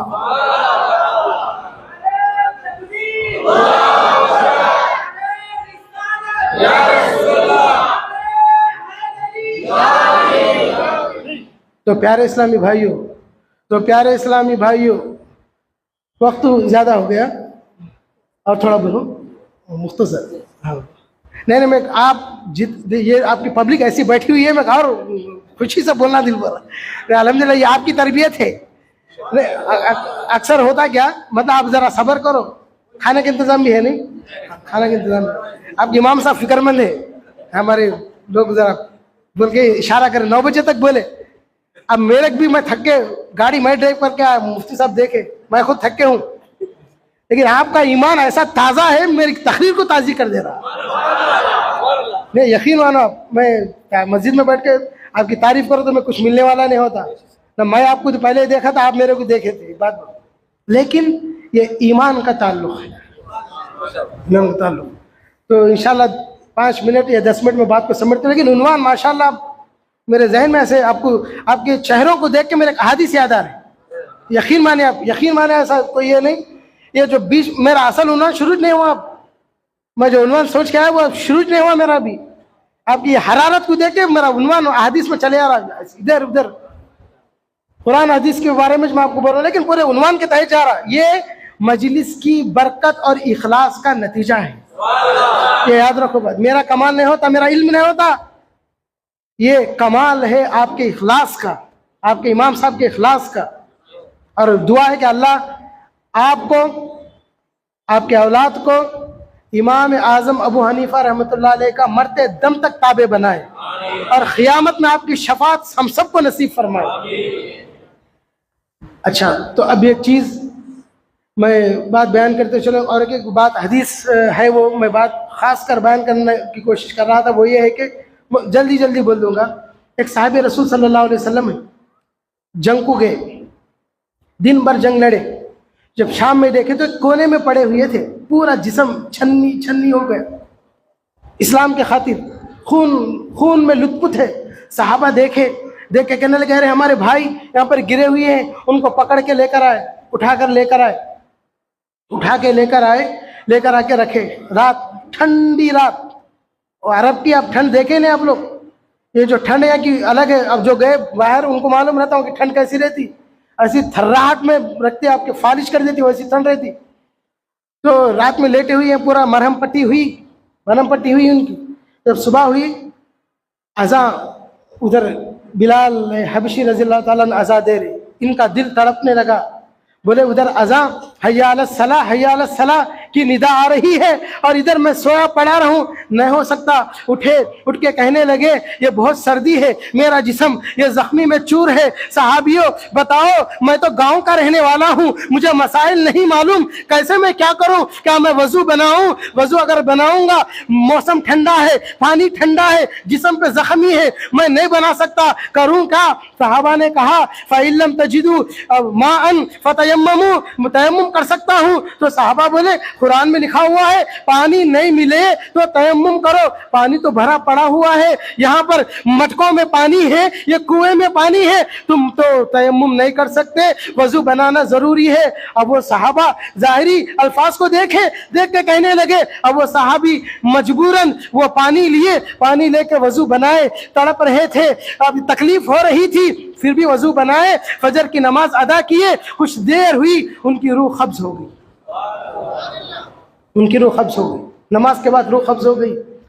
अब रसूलुल्लाह को खबर मिली, सल्लल्लाहु अलैहि वसल्लम आके आप देख के वो कहने लगे, हुआ क्या माजरा? तो इनको क्यों वजू बनाने के लिए कौन कहे? तो साहब बोले या रसूलल्लाह हम कुरान में पढ़े फ़इल्लम तजिदू माअन फतयम्ममू, पानी अगर नहीं मिला तो तयम्मुम करो। या रसूलल्लाह पानी है, भरा पानी है, हम उनको हुक्म कैसे देख सकते हैं कि हम इसको वजू तयम्मुम करो। तो रसूलुल्लाह सल्लल्लाहु अलैहि वसल्लम बोले फ़इन्नकुम ख़तलतुम, बोले तुम मेरे प्यारे सहाबी को कत्ल कर दिए। बोले अल्लाह अकबर, इतनी बड़ी बात बोले तुम मेरे सहाबी को कत्ल कर दिए। फिर बोले तुम्हें मालूम नहीं, फ़इल्लम तजिदू माअन के माने हैं फ़इल्लम तक़दिरू अला इस्तेमालिल माई फतयम्ममू सईदन तय्यिबन, पानी न होना ही नहीं बल्कि पानी को इस्तेमाल की ताकत भी ना हो तो तयम्मुम करना है। बीमार है तयम्मुम करना, सामने दुश्मन ठहरा हुआ है तयम्मुम करना। ये कई मसाइल जो निकाले ये कुरान की आयत में रसूलुल्लाह सल्लल्लाहु अलैहि वसल्लम बताए कि तुम ऐसा अगर कर सकते थे तो इसकी जान बच सकती थी, लेकिन तुमने दीन को जैसा समझना था वैसा नहीं समझे और दीन के मसाइल को गलत अंदाज में बयान किए और एक शबी को तुम बिगाड़ दिए। फिर फरमाया कि रसूलुल्लाह सल्लल्लाहु अलैहि वसल्लम ने तुम इस तरह मसाइल का हल करो तो तुम्हें मसाइल का हल भी मिलेगा और तुमको उसकी बरकत भी मिलेगी। अरे बता नहीं है उसमें, नहीं है, नहीं है, अरे नहीं है, नहीं है बोले तो फिर इतने मसाइल जो दुनिया में आ रहे कहां से निकल रहे, कैसा निकल रहे। ये इमाम आजम अबू हनीफा रहमतुल्लाह अलैह और ये 4 इमाम जो फिक़ा के मसाइल को अपने किताबों में लिख कर रखे, ये उनकी इस किताबत की बरकत है जो रसूलुल्लाह की इनायत से अपने किताबों में लिखे हैं।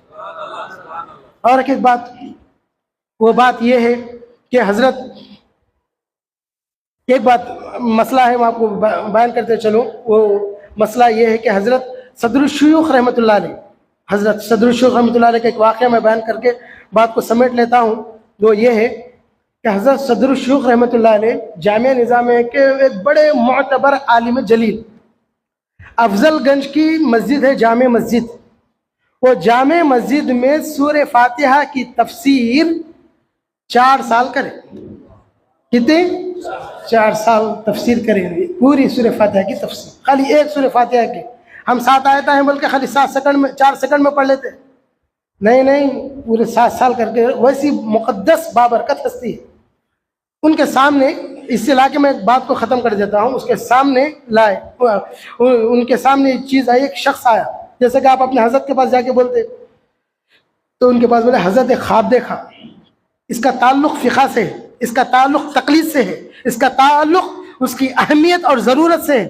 ये ख्वाब की बात बयान कर रहा हूँ, ख्वाब के अंदर इतनी अहमियत है तो इबादत में कितनी अहमियत होगी। ये फरमान उनके पास आए, आके कहने लगे हज़रत ख्वाब देखा। बोले क्या ख्वाब? ख्वाब में आग को देख रहा हूँ, ख्वाब में मैं आग को देख रहा हूँ। तो बोले तुम जाओ, किस जगह देखे? बोले फलां जगह में देखा। तो बोले जाओ उस जगह जाओ, जाके खोदो, सोना मिलता। बोले तब इन गए, अब हज़रत बोले गए, जाके खोदे, खोद के निकाल के देखे तो सोना है। अशरफ आप जल्दी जल्दी निकाल जाओ, निकाल के बहरहाल उसका नसीब था ले लिया, घर बना लिए, गाड़ी बना ली, बहरहाल जो करना था कर लिए उन्होंने। करने के बाद हुआ क्या, कई साल गुजर गए। कई साल गुजरने के बाद फिर वो शख्स आया, हज़रत फिर आग देख रहा हूँ, फिर आग देख रहा हूँ, खुश है, फिर सोना मिलता। हज़रत आग देख रहा हूँ मैं ख्वाब में। तो हज़रत बोले अच्छा आग देखे, कहाँ देखे? बोले वहाँ देखे, फुला फुला फुला, पूरे डिटेल थी, क्योंकि ख्वाब के ये ताबीर है, पूरे डिटेल ले जाके बताया कि ये देखे। अच्छा तो अब बोले वो जगह पे भटको भी मत। हज़रत क्या बोले जगह पे जाना भी नहीं। इसलिए अल्लाह वाले जब जुबान से जो बात बोलते हैं, लिमाजा, क्यों, की, का बोलना ही नहीं, सर को झुका लेना। जाहिर में सर झुक रहा, अल्लाह तुम्हारी इज्जत को बढ़ा देता। ये है दस्तूर, याद रखो। शैतान भी तो है ना, उनके एक ही फिर है। घर को वापस जा रहे हैं, बेचैन बेचैन दिल, ऐसा कहीं बोले हज़रत, ऐसा कहीं बोले। पहले भी आगे देखा था, सोना मिला, अब भी देखे तो कहीं सोना नहीं मिलता। अब अपनी खुद की बात आती तो हज़रत सब जाते, अब खुद की है ना ऐसा। ये कहीं को आप बोल रहे बोले तो ये चल रहा ही है। अब देखो इनके जितने भी मसले हैं ना, इनके मफाद की बात रहती नहीं मानते इमाम को। एक जमात है, कुरान को देख के बोले कितने शादियां करना, 18 बोल रहा हूं, कितने, कैसा मुल साहब ऐसा 18 कैसा? कुरान में है फनकिहू मा ताबा लकुम मिनन निसा, तुम जो औरत तुम्हें पसंद है शरीय तौर पे निकाह करो। मसना, 2-2, तर्जुमा क्या था? 2-2, कितने भी 2-2, सुलासा 3-3,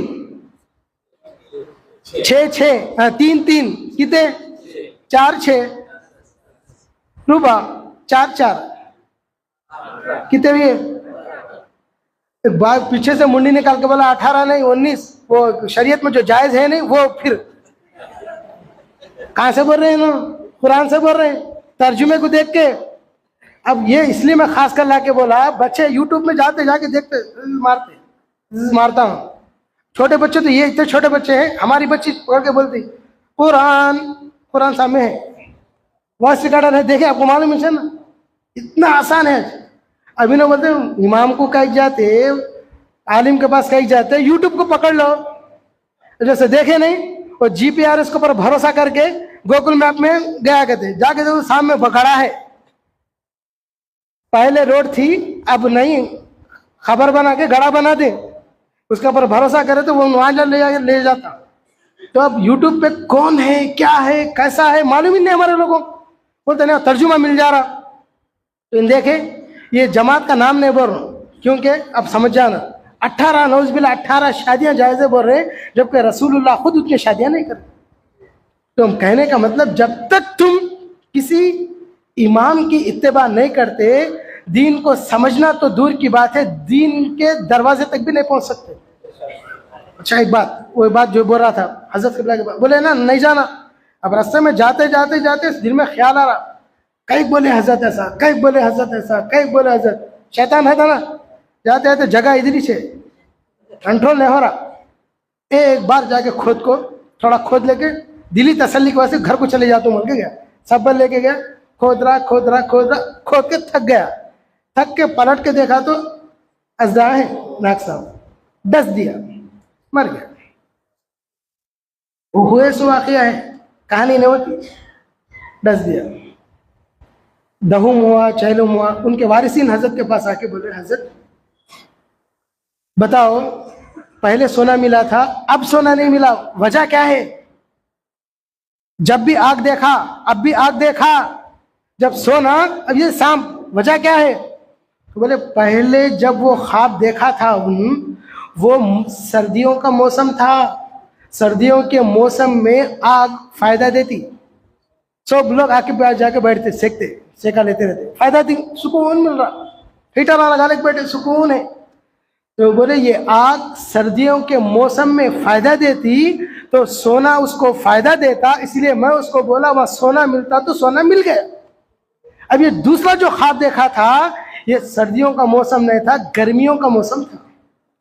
कोई गर्मी के मौसम में सेकते बैठते, बीवी भगा देती घर से बाहर, ये क्या कर रहे बोल के। तो गर्मियों के मौसम में आग नुकसान देती, ये ठंडी हवा फायदा देती, तो लिहाजा उसको नुकसान पहुंचने वाला था, उसको न जाने के लिए मैं इशारा किया था।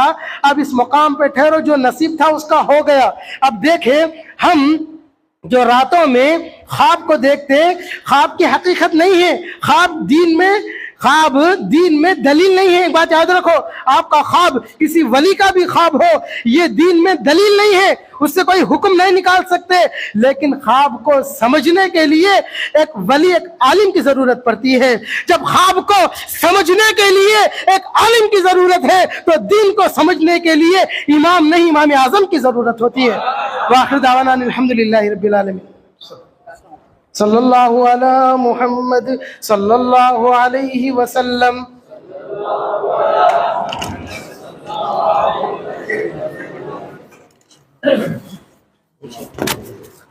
सल्लल्लाहु अला मुहम्मद सल्लल्लाहु अलैहि वसल्लम, अला मुहम्मद सल्लल्लाहु अलैहि वसल्लम। अदब से अजीजो मदाम, भेजो नबी पर दुरूद और सलाम। सलामुन अलैका सलामुन सलाम, सलामुन अलैका सलामुन सलाम। वो नूरी बदन नूर वाला नबी, वो नबियों में सबसे निराला नबी। हलीमा की गोदी का पाला नबी, गरीबों यतीमों का मौला नबी। नबी की है दुनिया नबी का निजाम, भेजो नबी पर दुरूद और सलाम। अदब से अजीजो मदाम, भेजो नबी पर दुरूद और सलाम। सलामुन अलैका सलामुन सलाम, सलामुन अलैका सलामुन सलाम। अजब रोज होगा वो महशर का रोज, खुदा होगा इंसाफ की कुर्सी पर। किसी को न होगी किसी की खबर, बचा लेंगे उम्मत को आका मगर। पिलाएंगे भर भर के कौसर का जाम, भेजो नबी पर दुरूद और सलाम।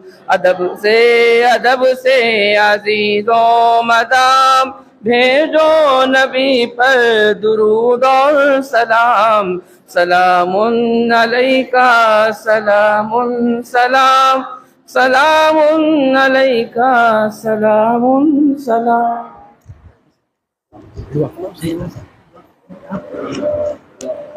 रब्बना तक़ब्बल मिन्नल फ़ातिहा।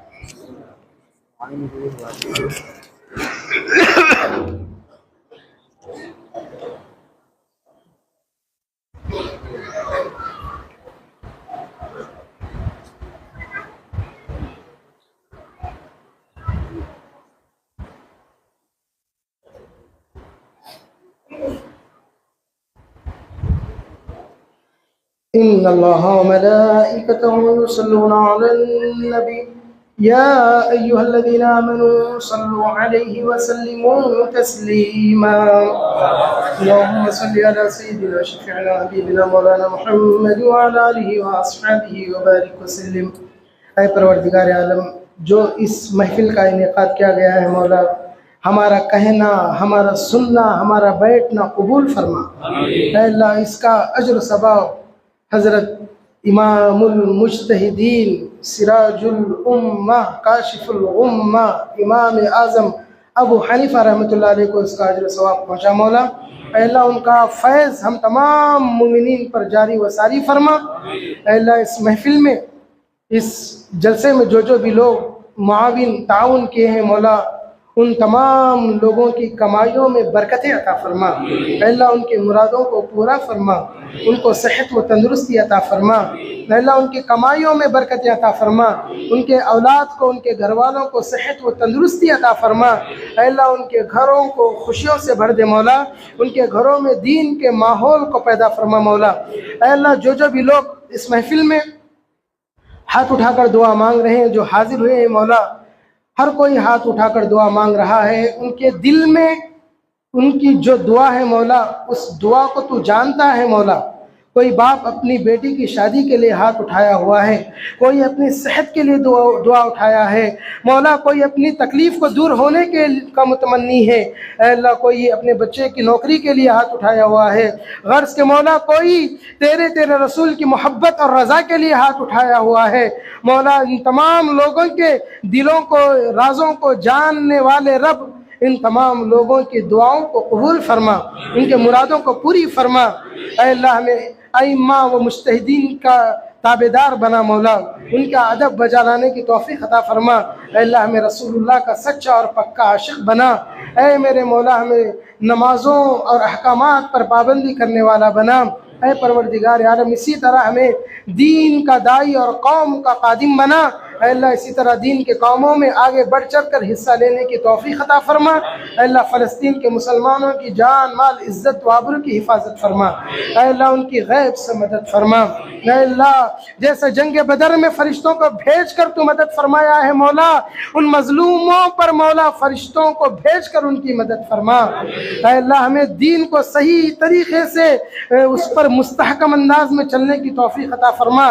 फितना परवर के फितनों से हमें महफूज फरमा। हमारे नौजवानों, हमारे नौनहालों को उलमाए हक़ की सोहबत नसीब फरमा, उलमाए अहले सुन्नत के साथ बैठना उठना नसीब फरमा। ऐ अल्लाह, इस मस्जिद में जो जो भी लोग काम करते हैं और जो जो भी लोग मौला खिदमत अंजाम देते हैं, मौला उनको सेहत व तंदुरुस्ती अता फरमा, उनके उम्रों में दराजी अता फरमा, उनके खिदमत को कबूल फरमा। ऐ मेरे मौला, जो जो भी दुआ मांगी गई है और जो कुछ भी मांगने से रह गया है मौला, इस टूटी फूटी दुआ को हुजूर अकरम नूर मुजस्सम सल्लल्लाहु अलैहि वसल्लम के सदक़े तुफ़ैल में कबूल फरमा। व सल्लल्लाहु तआला अला खैरि खल्क़िही नूरि अर्शिही मुहम्मद व अला आलिही व अस्हाबिही अजमईन। अल्हम्दुलिल्लाहि रब्बिल आलमीन। हज़रात सामने